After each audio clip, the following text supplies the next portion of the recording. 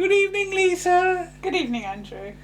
Now, this will be interesting because this episode is called The Erotic Dreams of Mrs. Slocombe. Yes. Right? And by far our most watched episode of Are You Being Served reviewing up to this point is Dear Sexy Knickers. Yes. And I do wonder whether people search for the phrase Dear Sexy Knickers and aren't looking for Are You Being Served and happen to stumble across us. And are confused. And obviously prefer us to what they were looking for. Obviously. But if this episode is called The Erotic Dreams of Mrs. Slocombe, will it get more hits than usual? It'll be interesting to see how this pans out over the next sort of weeks and months. Anyway. So we start with a madam. Well, somebody that's called madam, right. Who's told that if she wants to return things, it's perfectly possible so long as she's got a receipt and it's unworn and not creased. So, yeah. Mr. Harmon's head appears. Yes. Just through the curtains. But he's got to attract Captain Peacock's attention. Yes. Which he does by going... You're so good at it. And I just thought, well, that's what the noise Mr. Mash used to make. Yes. Mr. Mash used to go... Oh, Martha jumped up. And he's told to go back because he comes on the floor without even permission, doesn't he? But apparently they've won first prize in the Lucky Lottery, which is a box at, as he says, Convent Garden. Yes. Yes. I think he's thinking of nuns, isn't he? Possibly. Mr. Spooner was there once with a box at Covent Garden with cauliflowers in it. Yeah. So he was some sort of Porter of fruit and veg.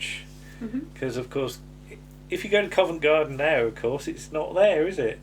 Well, Covent Garden's there, but the fruit and veg you've got to look high and low for a cauliflower, haven't you? Yes, but it was Covent Garden, of course. Yeah. At one point. All right, okay. Well, I don't know anything more than that, but that's where the name comes from. Obviously, at some point there was a nunnery there.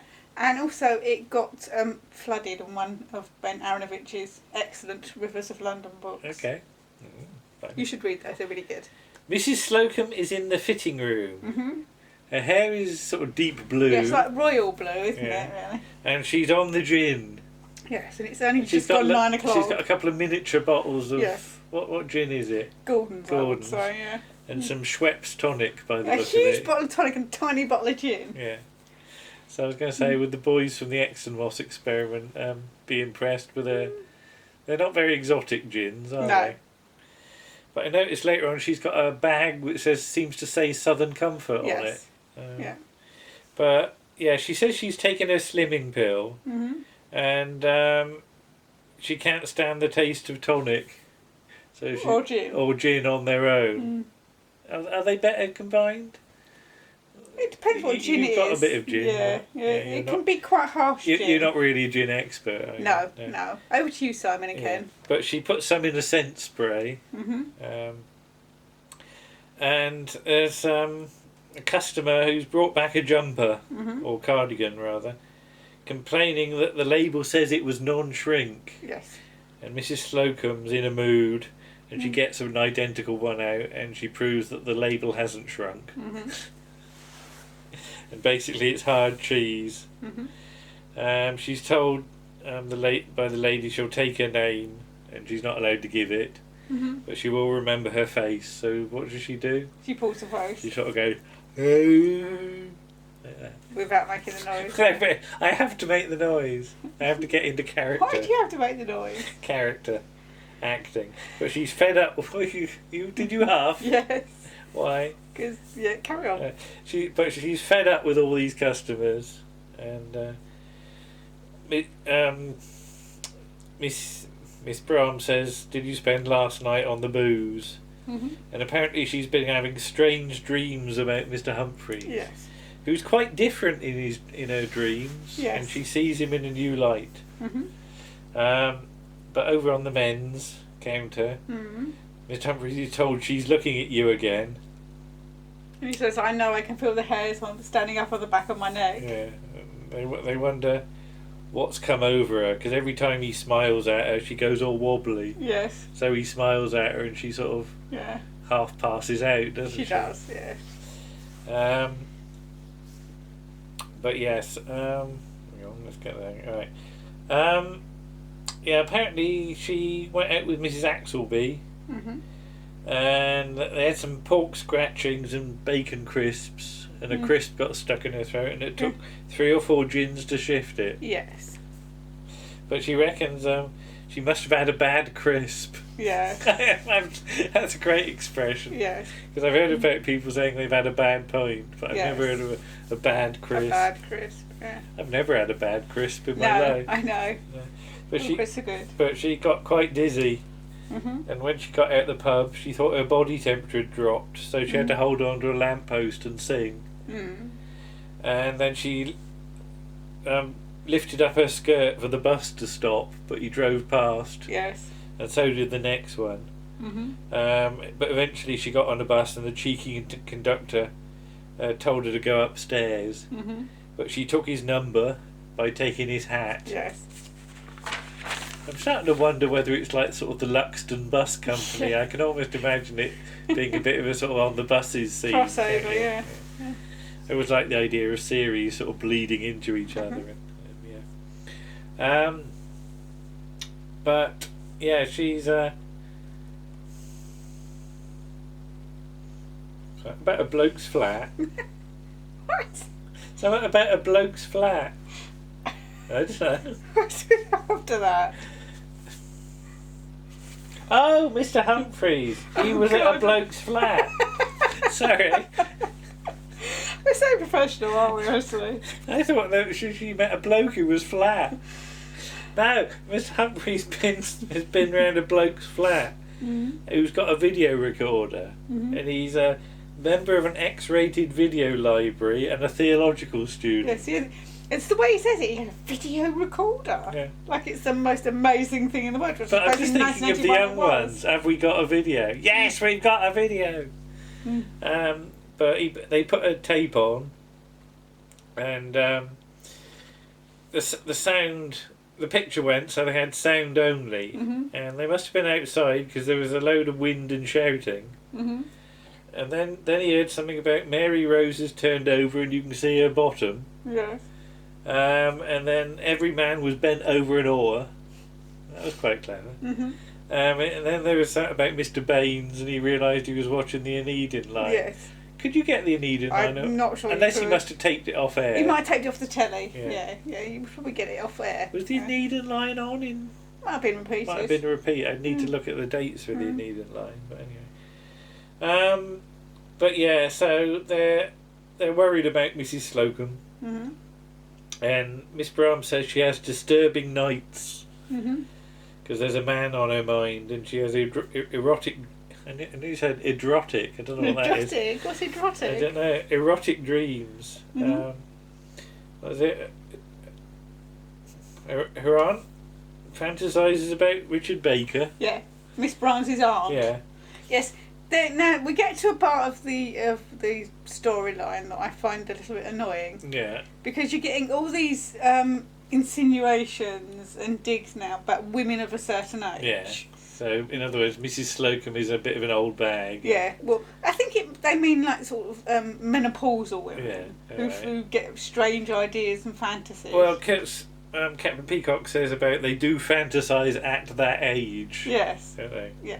And it's this thing of, because Mrs Slocombe is over a certain age, she's worthless. Yeah. Really. Right. Okay. Again, this is being written by men with no understanding of what it's like to be a woman of that age. Right. And as I get towards that age... Are you of an age? I'm of an age, and, you know, it's not always fun. So she goes over to Mr Klein. Well, she goes over to the counter and makes Mr Klein go, doesn't he? So she wants a present for a special gentleman. Tie, handkerchief, socks. Mr Spooner suggests Y-fronts, but they eventually settle on gloves. Yes. Because this special gentleman has artistic hands. what size about Mr Humphries' size. Yes. So Mr Humphrey has to bring his hands over. Mhm. I think if he could have unscrewed them, he'd have been quite happy. To send them over. Yeah. Yeah. Although he says he's busy brushing a, his hands are occupied busy brushing a hat. Mhm. But eventually she goes for suede, and she has a feel, doesn't she? Mm. And she sort of lists all his good points, about his eyes and all that. And Mr Spooner points out she doesn't mention the gap in the teeth. Mm-hmm. So there's a little dig against Mr Humphries. Yeah. I don't. Mr Humphries says, "Get a broom, Mr Spooner." He like really sort of slaps him down. They're £22, but for a man of your dreams, that's nothing. Mm-hmm. And she just says, "Leave them on him." Mm-hmm. Okay. Cut to the canteen. Mr Humphries is on black coffee. Mm-hmm. Mrs Slocombe has gone down the pub. But nobody really had a clue that it was happening, did they? No. But they reckon there's a lot of love going to waste with Mrs Slocombe, and apparently a number of ladies have thought twice about Mr Humphries, but they're worried they're going to end up with an alcoholic on their hands. So Mr Klein then goes on about a girl he sort of used to meet on the train, who had frizzy hair and fat ankles, wasn't it? And staring eyes. And they say, sort of what happened to her, and he says, "I married her." Hang on, there could be two. The toe. So Mr Spooner is. What's funny? Mr Spooner, he's not very nice about. He's not. No. Again. Again. He keeps on saying things like she's an old trout. Yeah. And he's threatened with sitting at another table. Laughing at my sneezes. So, yeah, they say she's got nice sides though to her. And they reckon she's just lonely. So why not put an advert in a Contact magazine? Yes. So yeah, Mr Spooner suggested his old bat seeks comfortable tree to hang in. So they start writing sort of petite lady, with own home, seeks kind understanding male companion of opposite sex. Mr Humphrey says it's better to put that, because you don't better safe than sorry. Yes. What are interests? Pubs and her pussy. He's just going to put pubs just to avoid confusion. And he does almost laugh at that point. He does. Yeah. Then now this bit I laughed at. Yeah. I've got to give him points for this.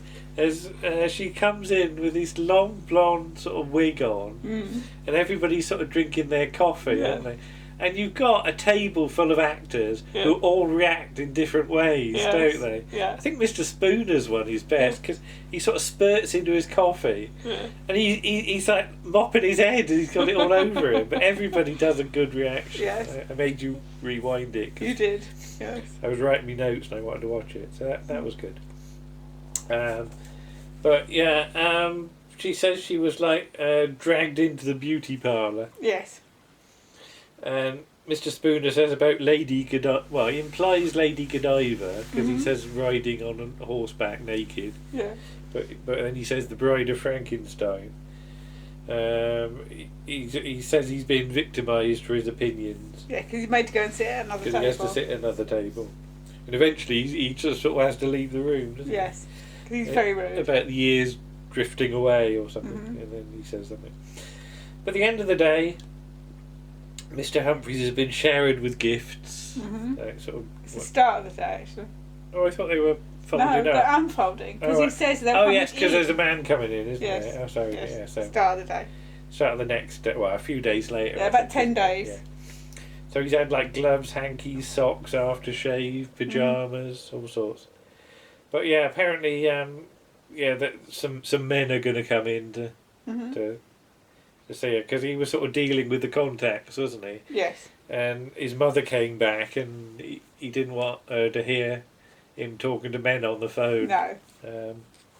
he had to go down to, what was it, the post office and send some telegrams. I nearly said the public poll box. I've not been on the gin, honestly. The public poll box. But yeah, and he's had telegrams or something. Yeah, he's had to send telegrams. Yeah. So come in and ask for me and he'll direct them. So first of all, Jack Haig comes in, who seems to have done very well since he was having to play the fiddle. Yes. And stamp his foot. Not that long ago. Yeah, but now he's clearly made so much money out of his fiddle. He's well dressed with a cane with a knob on the end and everything. So you know. Is it a flashing knob? No, it's a silver knob. Oh, I say, very good. I didn't think of that. Damn. So he's looking forward to this meeting because he thinks it's going to be the happiest day of his life. Yes. And he says, where is she? And she's over there. And then Miss Brahms and Mrs. Slocombe are stood next to each other behind the counter. He wants to know which one it is, the one on the left or the one on the right. And then he sees Mrs. Slocombe and he just says good morning and leaves. So yeah, that's not nice. No. It's not like he's some sort of stud or hunk or anything, is he? Jack Haig the hunk. Yeah. You know, he's getting on himself, so he should be grateful for anything. Grateful for what he can get. Yeah. What, with his silver knob? Yeah. Okay. So Mrs. Slocombe kneels down to put some tights in her bottom drawer. Yes. Oh Lord. And then Rusty Goff comes in. Now, I can't remember, did Captain Peacock notice him at first? Because he sort of walks up to him, doesn't he? Yeah. I mean, how high does Rusty Goff come up to? He comes up to just above his, sort of, I don't know. You're indicating on a part of your body we can't see. It's sort of mid-thigh, I guess. Mid-thigh? Yeah, maybe a bit more. Is that what you indicated? Yes. Right, okay. So yeah, Rusty Goff comes over and he starts to walk towards her, all pleased. He points that to her. Yeah. And she's, And because he can see this, I was going to say low slung. She's not low slung, but this petite figure, shall we say, behind the desk. He comes over all happy, all smiling, and then she gets up, towering over him. Yeah. And the look of like horror on his face. He does a sort of double take. And then he falls over. He runs up the stairs, slips on the sort of second or third step from the top, and again sort of propels himself into the lift, and that's the last we see of him. Yes. He will be back in the series, I believe. All right. Yeah. Oh yes. Yes, he will. Yes. Won't he? Oh God, yes. But yeah, Mrs. Slocombe comes over again to Mr. Humphries, asking how he is, and she's had a dream that he was Squirrel Nutkin. Mm-hmm. Do you know the story of Squirrel Nutkin? Not really. Not really. And she was a lady squirrel, and he'd made his house up an oak tree. Yeah. Apparently it was thatched with dandelion leaves. I love the fact that Mr. Humphries guesses that. Yeah. That's just weird, because he guesses... It is weird, yes. That strange detail, and he said he never uses anything else. But she climbed up the tree and knocked on his door, but he pretended to be out, so she had to kick it in. Yes. And he was hiding behind his acorns. What? What's the matter? And the moral of that, he'll have to build it higher next time. Yeah. Then she gives him some slippers, which would look nice behind a in log. Front of a log fire. Behind a log fire. No, you can see him behind a log fire. That means you chucked him on the fire. Yes. But yeah, she sort of pins him to the... Sort of leans over him, doesn't she? And sort of pins him to his desk. And he's got a piece of paper. I should have written one, shouldn't I? And it says help. And he holds up a piece of paper which says help on it. Yeah. Captain Peacock. So then Captain Peacock tells her to go away because she's not a customer. Mm-hmm. And then she says, well, she wants to buy a size 48 nightshirt. Mm-hmm. And Mr. Humphrey says that's big enough for two. And that's exactly what she means. So cut to Mr. Rumbold's office. Mm-hmm. And he's had a load of letters of complaint. Yes. From customers. And they found gin hidden in various places. Yes. Places? Places. Places, thank you. Including the spray bottle. Mm-hmm. And this foot thing. There's a foot that dispenses. How does this work? I don't It's know. this leg, isn't it, with a foot on it? And he squeezes And the he toe. squeezes the toe, and a little pinkle of gin comes out. Because you used to be able to get weeing figures. Did you ever have Yes. a little boy, and you Yeah. pull his shorts down, Yeah. and it would pee out? Yeah. And I'm thinking of the mannequin piece. Which old man Steptoe, he stepped up the okay. power and knocked the mayor's hat off. Okay. But yeah, this foot dispenses gin, and there's some gin hidden in a bra thing, isn't there? Yeah. Well, not a bra thing, it's a thing that a bra is on. Yeah. A bust. A bust. A bust, that's the word. Yes. Yeah, Mr. Hartman comes in. She's been in the 4-hour bar next door. What's a 4-hour bar? I have no idea. You can be in there for 4 hours. And why is there a bar next door suddenly to the, not a bar, like a pub? And points for peed up acting here. Yes. And she comes in all askew, doesn't Yes. she? And she's just popped in there for a packet of chrysops. And I don't know why the word chrysops is quite so funny, but it was. Yeah. And then she has to blow into a bag, doesn't she? And her whole future may depend on it. So she doesn't make noises. Puts the bag on the table, and it just sort of It floats off. levitate, which she's breathing out helium or hydrogen in that Yeah. case, because there's not many gases that would No. do that. Right. Because ethanol wouldn't do that. No. Ethanol doesn't float. If that's what she's breathing out. So some very strange physics in the. Yes. Dear, I don't want to go down that route. Right. Anyway, old Mr. Grace is on a bicycle. At least his nurse is behind him. Yes. Though she is showing She's showing an quite awful a lot lot of leg. Yes. an awful lot of indicates thigh. But yeah, he's actually not seeing it, No. and apparently he's been doing it on his own for 5 minutes. Yeah, there's Mr. Harmer says there's a man here who wants to sell him a medical chair that will make him do. Hang on, I got to do this. That. Yeah. And apparently he can do that on his own anyway. Yes. I think I made it look more disgusting. I think you did. Yeah. So sorry. But they've been to a. Hang on, let's get it right. Doing it here for 5 minutes. Yeah, the ladies and gents come in, and Mr. Rumbold, and there's a medical report from a top psychiatrist. And it's all about this fantasy world. She's in love with Mr. Humphries, and Mr. Grace fairly says he didn't need to pay £100 to have somebody tell him that. But apparently, if it was sort of her dreams were realised into reality, it might all fade scare away. her off.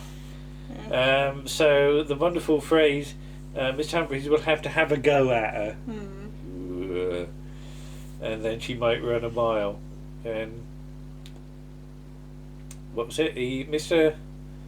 Grace says pretend she's Sue Ellen from Dallas, because he likes Sue Ellen. Yeah.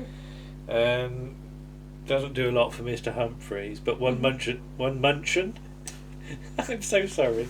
One mention of JR. Honestly, I've not touched a drop. I know, it's worrying, isn't it?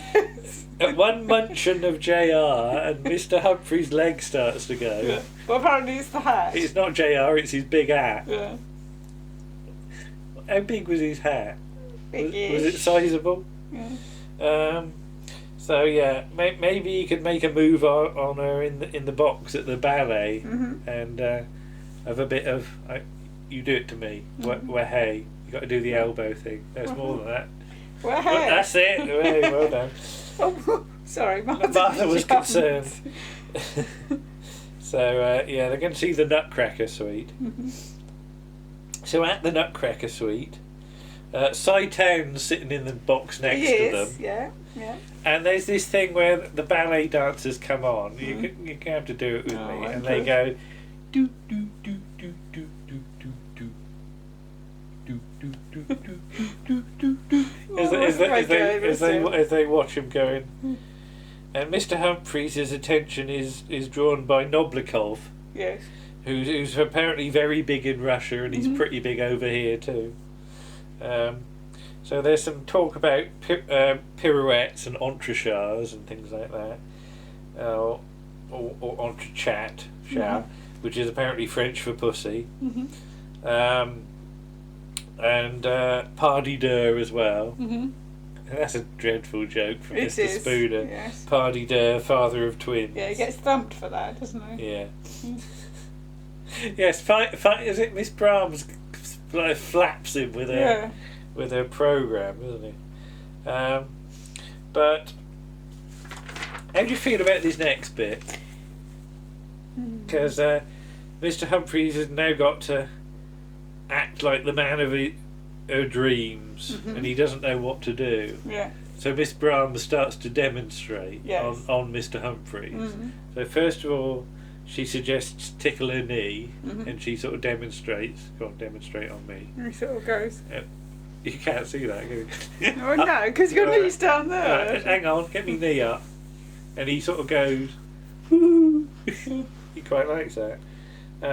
So he tries it on Mrs Slocombe. Yes. And her legs are sleek, because she's eating chocolates, isn't she? Yes. We should say. There's a big box of chocolates that she's just keeping to herself, whether she bought them just for her or what. But, so maybe try squeezing her leg.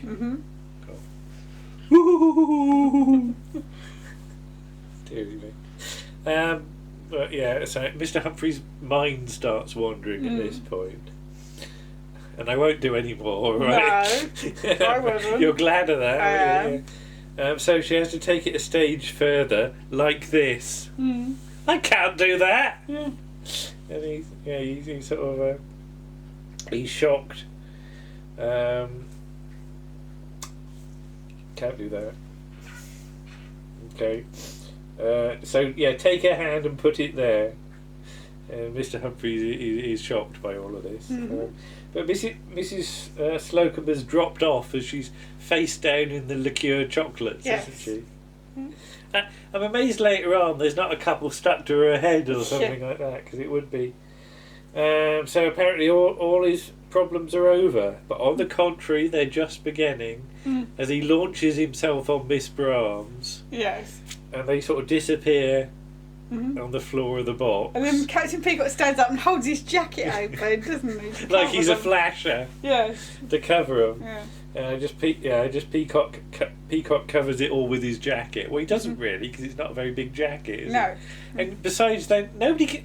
Who's going to see it? Yeah, because if they're in a box, the only person that see it will be somebody that's coming with a camera crane. Because anybody down below won't see it. No.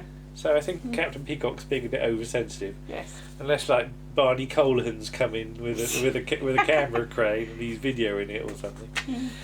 But yeah, go on then. Well, you sort of said a bit. Yeah, as I said, again, it's all. This is another one of those stories about how, it basically, although they're all very fond of Mrs Slocombe and they worry about her, as a woman and as a woman of a certain age, she's perceived to be worthless because she's not young and beautiful.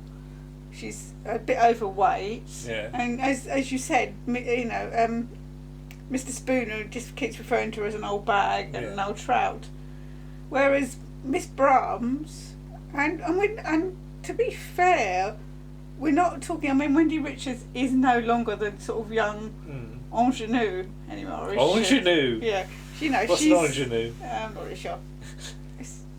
He said that, didn't he? Yeah. Yeah, I can't remember what he said now. But yeah, so it's all about. Basically, she's a woman of a certain age. She's sexually frustrated. Yeah. And you know, she's sort of. They sort of take the mickey out of that a little bit, I think. Yeah. So this series is not sitting comfortably with me. It feels like I think it's a hangover of the 70s and all those no sex, please, we're British kind of Confessions of a Window Cleaner films. Whereas in the next series, I think they move away a little bit from that and just concentrate on the sort of farce more. Although there are bits of it, it's not as overt, I don't think. Yeah. Well, we've only got one more to do, which is the difficult episode. And we'll have to try and skirt around that one as much as possible. Yeah, but there are some interesting things to say about that one, I think, so we shall see. Anyway, we'll see you again with the Christmas special. But in the meantime, watch out for the new Round the Archives podcast. Yes, that will be out imminently. Episode 38, which we'll do a video for at the weekend. But have a look on SoundCloud, and it should be there. It should. Bye-bye. Bye.